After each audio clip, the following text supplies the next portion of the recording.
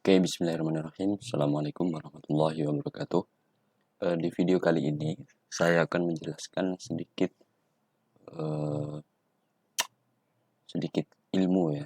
Jadi di sini saya akan memberikan sedikit tutorial, yang dimana tutorial ini akan menjelaskan tentang backup server dengan skema yang jelas, atau saya akan memberikan gambaran bagaimana skemanya dari mulai charger aki, kemudian ke backup untuk otomatis aki seperti apa gitu. Jadi ketika listrik padam, maka mikrotik akan tetap menyala ya, dan alat-alat apa aja yang dibutuhkan, insya Allah dalam video ini akan saya jelaskan sejelas-jelasnya. Jadi teman-teman disimak dari awal sampai akhir agar tidak ketinggalan info-info apa yang ada di dalam video ini.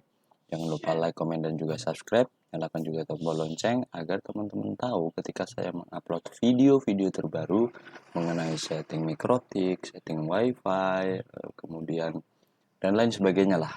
Oke, kita lanjut ke tutorialnya.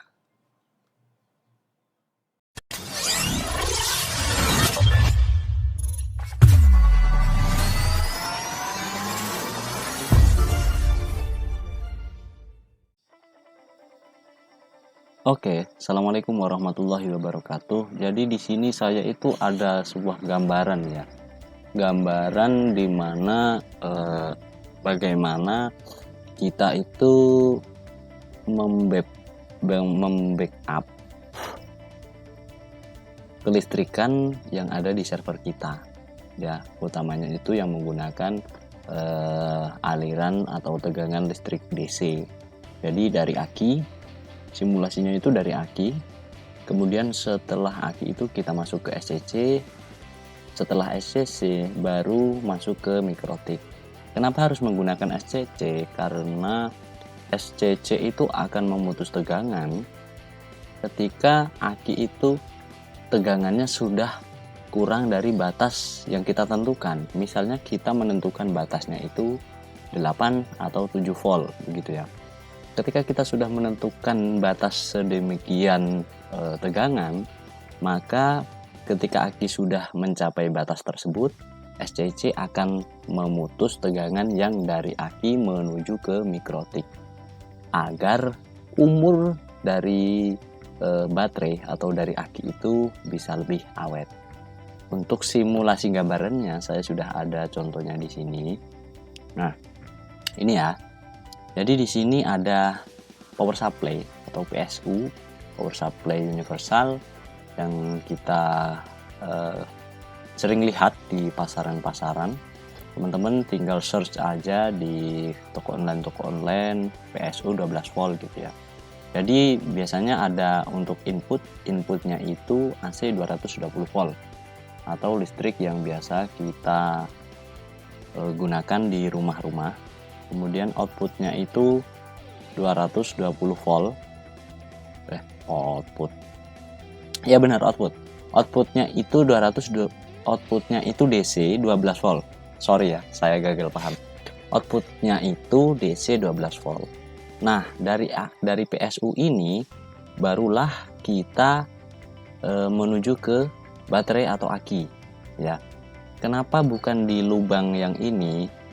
Teman-teman simak videonya, simak gambarnya. Kenapa bukan yang lubang yang ini? Karena lubang SCC ini dikhususkan untuk panel suryanya, panel yang ada di atas itu. Nah, jadi power supply ini biasanya itu di pojok sini atau ya teman-teman tergantung yang teman-teman gunakan lah ya.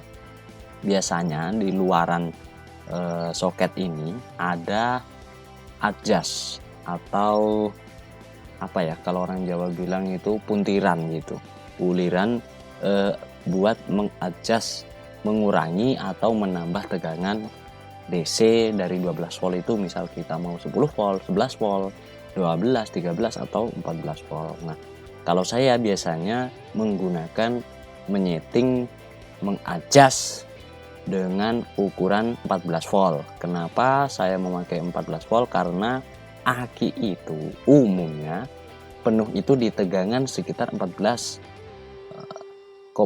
atau 14,6 seperti itulah. Nah, jadi ketika kita mengadjustnya dengan tegangan segitu, aki akan terisi secara penuh dan tidak akan meledak, karena PSU juga ketika mengeluarkan tegangan sedemikian, misalnya 14 volt, ya udah yang 14 volt aja gitu. Jadi dia tidak akan bertambah seperti trafo atau transformer yang biasa digunakan itu ya, yang kotak atau yang donat itu. Nah, kalau PSU ini tegangannya stabil. Dari PSU baru masuk ke aki. Nah, dari aki barulah masuk ke SCC. SCC ini fungsinya ya seperti tadi. Jadi ketika mikrotik itu kekurangan daya, dan ketika aki itu dayanya sudah kurang dari 12 volt, maka SCC ini akan bertugas untuk memutus tegangan yang dari mikrotik ini menuju ke aki. Jadi aki akan terasa lebih awet untuk umurannya. Seperti itu. Gambarannya seperti ini. Jadi dari PSU baru menuju ke baterai atau ke aki. Dari aki baru menuju ke SCC. Nah, SCC ini yang dari mikrotik, listriknya itu bukan kita samakan yang menuju ke aki. Jadi di sini ada outputnya juga. Dari output ini baru masuk ke mikrotik. Nah, kalau sudah seperti ini sudah bagus. Jadi 12 volt ini akan kita sambungkan untuk ke HTB. Nah, HTB itu umumnya dia membutuhkan tegangan sebesar 5 volt. Jadi kita di sini membutuhkan step down, bantuan step down dan yang lain untuk mengkonversi tegangan 12 volt ini menuju ke 5 volt.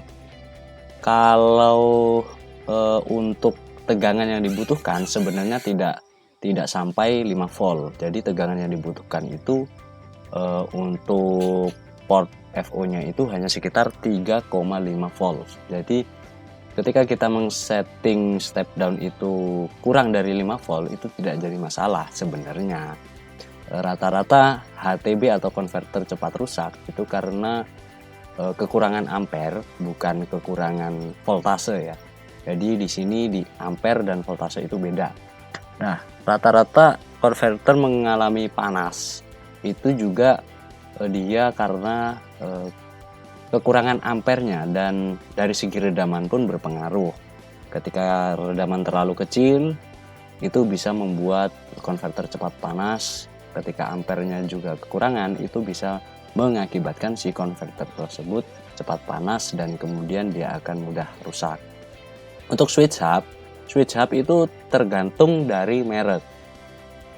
Kalau Totoling itu biasanya ada yang 5 volt, ada juga yang 9 volt. Kalau yang lain misalnya TP-Link itu kalau nggak salah 9 volt juga. Kalau yang udah menggunakan bodi besi itu biasanya kalau nggak 48 volt ya, ada yang 24, ada juga yang 12 volt. Nah, itu menyesuaikan. Jadi rekomendasi saya kalau switch hub itu gunakan yang tegangan 9 volt atau 12 volt. Karena apa? Kita tidak perlu menggunakan step down lagi.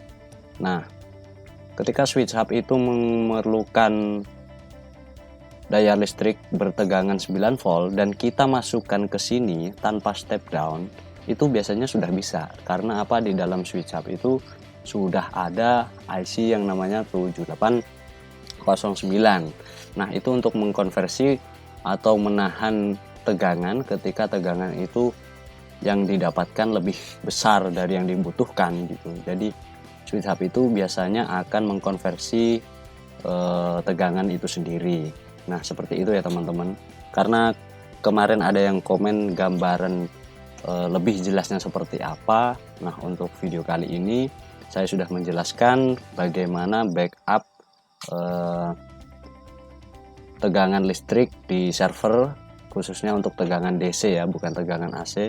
Jadi kita di sini tidak memerlukan inverter untuk mengkonversi dari DC menuju ke AC, itu bukan, tapi tujuannya adalah kita tetap membackup listrik yang ada di server kita dengan menggunakan tegangan DC seperti itu. Nah, apabila teman-teman ada pertanyaan, apabila ada usulan, monggo silahkan ketik di kolom komentar atau bisa lewat email saya. Nanti saya akan cantumkan di video di bawah ini. Nah, jangan lupa juga dukung terus channel ini agar terus berkembang. Tekan tombol like, komen, subscribe, nyalakan juga tombol lonceng agar teman-teman tahu ketika saya mengupload video-video terbaru mengenai setting wifi, setting mikrotik, setting pengaturan wireless yang lainnya. Oke, semoga bermanfaat. Dari saya mohon maaf apabila ada kata-kata yang kurang berkenan di hati teman-teman. Jangan lupa like, komen, dan juga subscribe. Wassalamualaikum warahmatullahi wabarakatuh.